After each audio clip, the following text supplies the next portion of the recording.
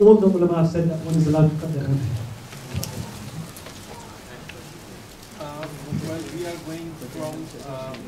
we are going to Jeddah, but we're leaving from Medina. So where we will collect from our passport? Because If you are landing in Jeddah and then you are going on to Medina Munawwara, then they will know that you are going to Medina Munawwara, and they will first stamp your passports. They will give you the stickers, and then you will be waiting in Jeddah, and then you will get on your coach, and then the coach will not go to Mecca, it will go to Medina. So outside Medina, the passport office is there. So they will take your passports at the Medina passport office. Because we will be traveling onwards to Pakistan, so group is coming back to UK, we are going to Pakistan. So Yeah, basically we are going to Jeddah and finish everything and in the Medina, and then we will be going onward from Medina to Pakistan. Okay. First, you're going from Jeddah to Mecca. Where are you going? From here, we're going to Jeddah. Jeddah We to? will do the whole Hajj and everything, and then last Right. few days we will. Yeah, okay. So what will happen is when you leave Mecca, anyone who leaves Mecca, whether they go to Pakistan or India or America or Maldives or Mauritius or wherever, yeah, whenever you leave Mecca, the coach will stop at the passport office. You collect your passport and then you go on, either you're going to Jeddah or you're going to Medina. If you're going Medina, outside Medina, they'll collect your passport again. And then when you're leaving, that's when you get your passport. Okay, so everybody will get their passport once they're leaving the city, either of Mecca or Medina. Before entering the state of Ihram, you're allowed to apply perfume on your ihram. It's discouraged. You should only put perfume on your body, not your ihram. But if you do, it's still not haram or anything. But it's encouraged that you shouldn't. Okay, you discourage it on your clothes. Can I ask you? Yeah, go on quickly. I have a daughter she will be about 15 months at the time of Hajj. So how can we use a pushchair inside? Yes, you use a pushchair. You use all the normal tools that you need to carry around.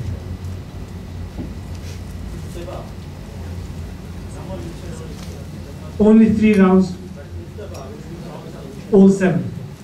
And then after you finish your tawaf 7, then you cover your shoulders.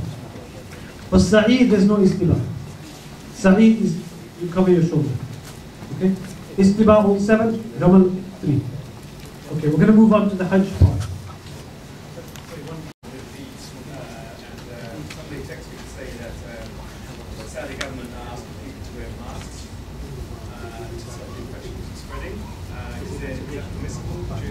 Normally it's not permissible.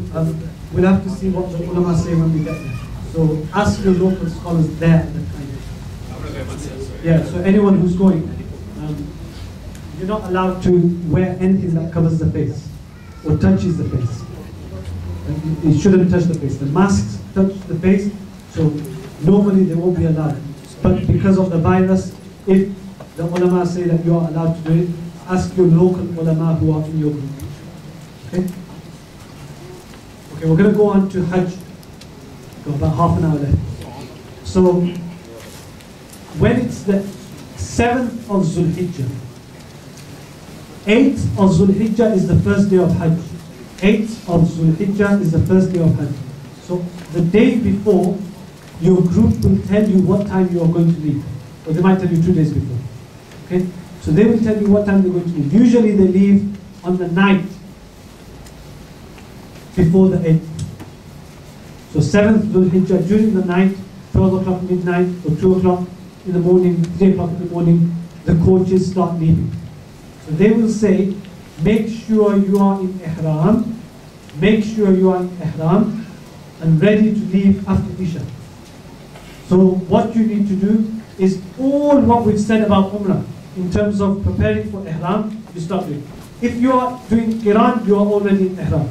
If you are doing Ifrad, you are already in Ihram.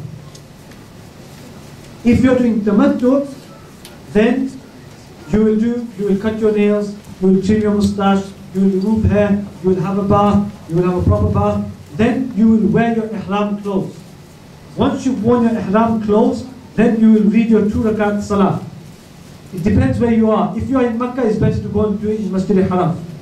But if you are not near Masjid al-Haram, then you do it in your hotel. If you're in Shisha, Aziziyah, you pray your 2 rakats there.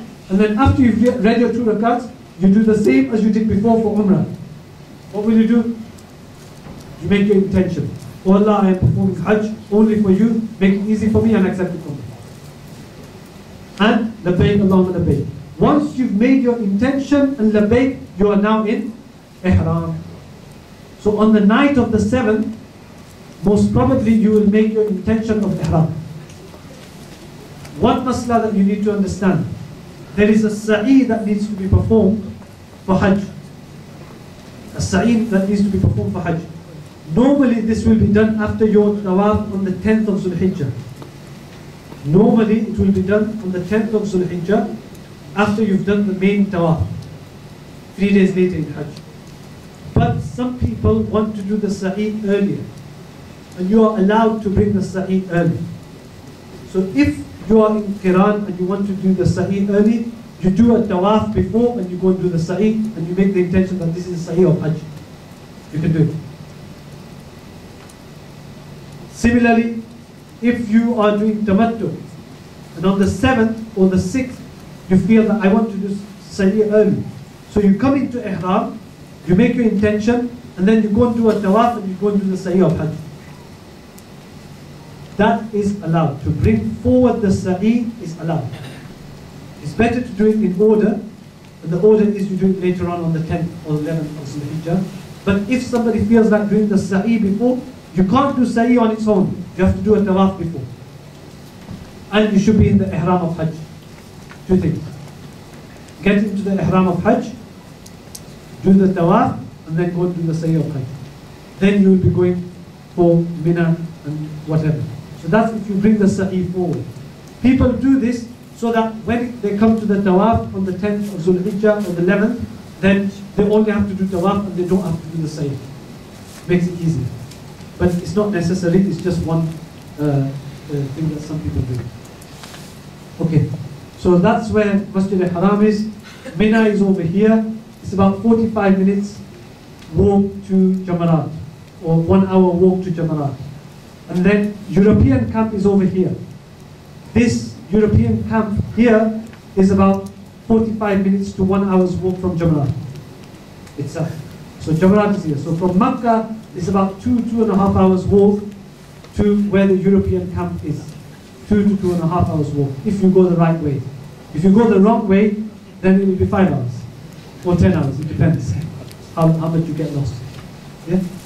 Then, from here, Muzdalifah is next to Mina, over here, and Arafat is all the way over here. Okay? So that's kind of the map from Google Maps. That's the order.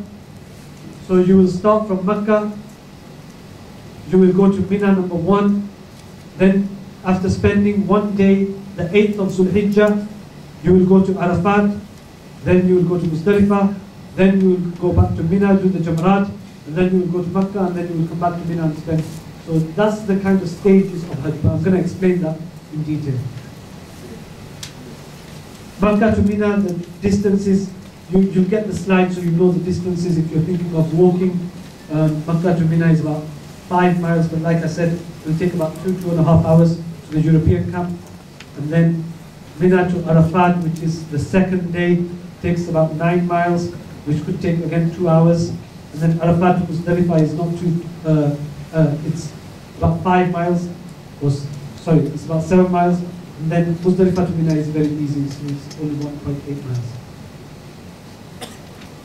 So like I said, prepare for Ihram, the same preparations. Leave Makkah on the morning of 8th of Zulhijjah. So it's sunnah to leave after sunrise on the 8th of Zulhijjah. But many, because of so many people going, many of the groups will leave at night. So according to your group, that's when you leave. All can leave before. To pass the 8th day and night in Mina is sunnah, Zohar, to the next day, Fajr, on the 9th of Zulhijjah. So you will get there. Sunnah to leave after sunrise. So the 5 namaz that you need to read is Zohar, Asr, Maghrib, Isha, and the next day Fajr. 5 salah you will read in Mina.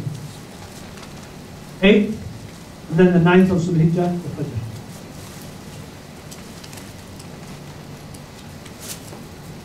Like I said, the European area is somewhere over here. Okay?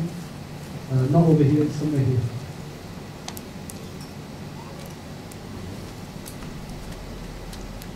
Actually, this over here is the slaughterhouse is over here. And the European camp is near the slaughterhouses.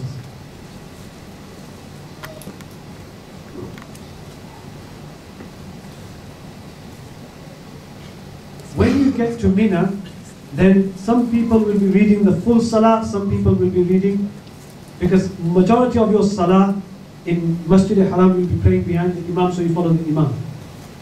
If you're reading salah on your own, or your family is reading salah on their own, then there is mas'ala about muqim and musafir.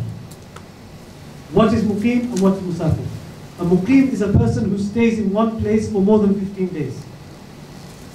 According to the Hanafi school of thought, for more than 15 days. If you are staying 15 days or more, then you are considered as if you're staying there. And you will read the full salah.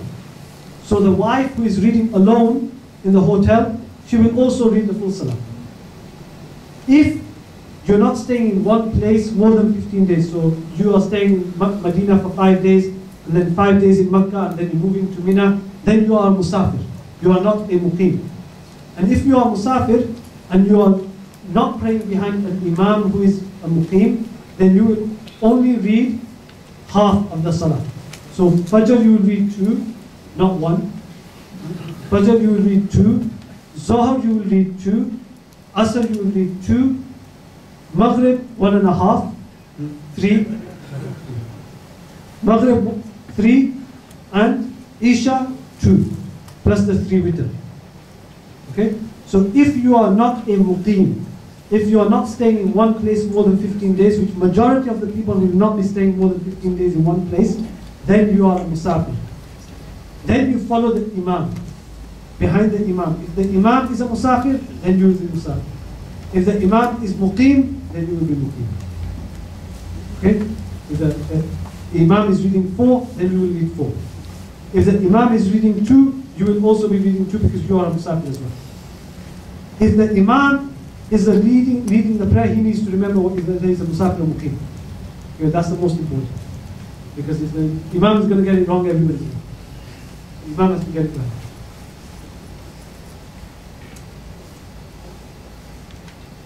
Should you read sunnah if you are musafir? Yes. Read sunnah because you are going on a holy journey.